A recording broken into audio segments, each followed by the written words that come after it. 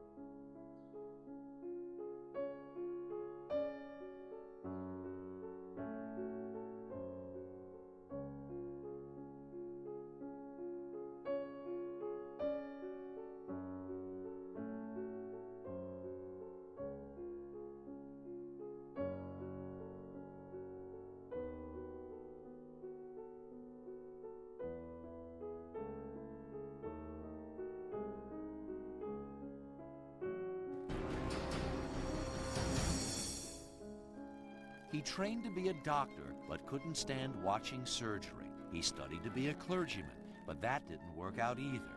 Instead, he ended up shocking the world with an idea, an hypothesis of where we all come from.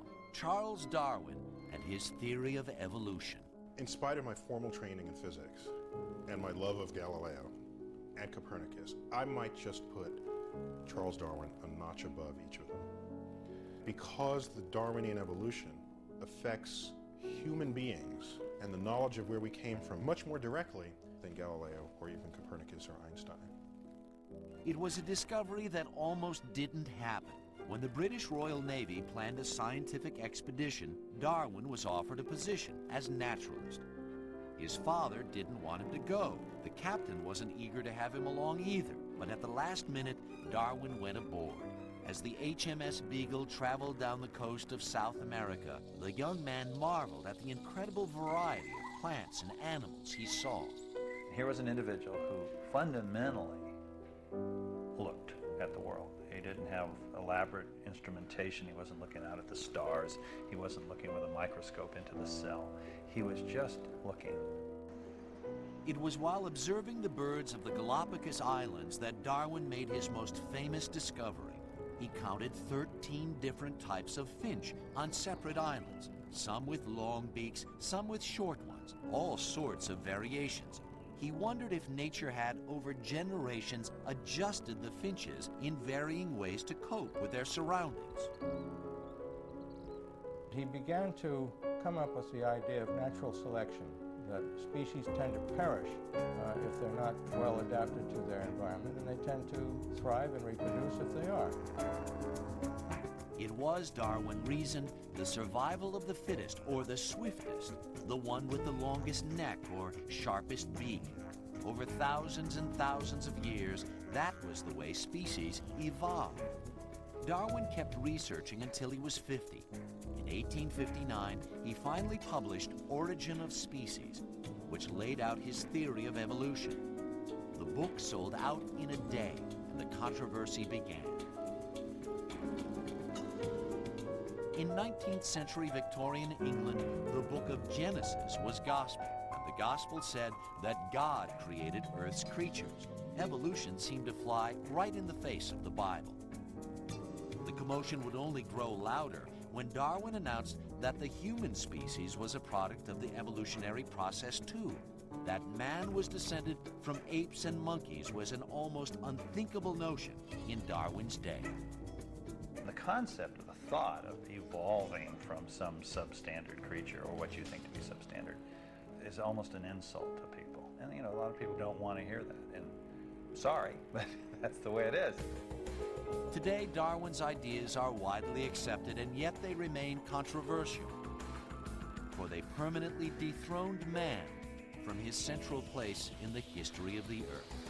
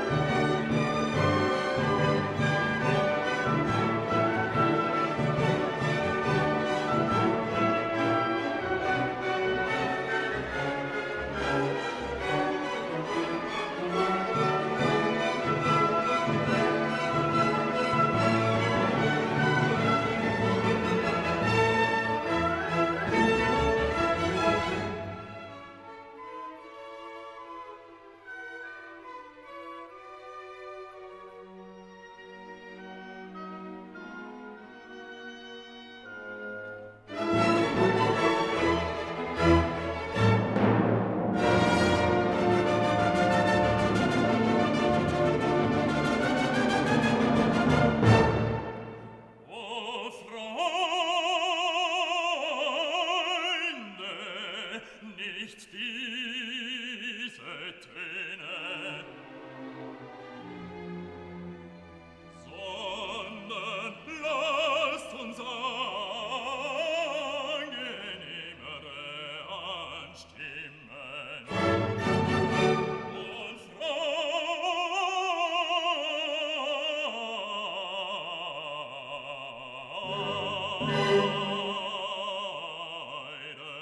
freudenvollere Freude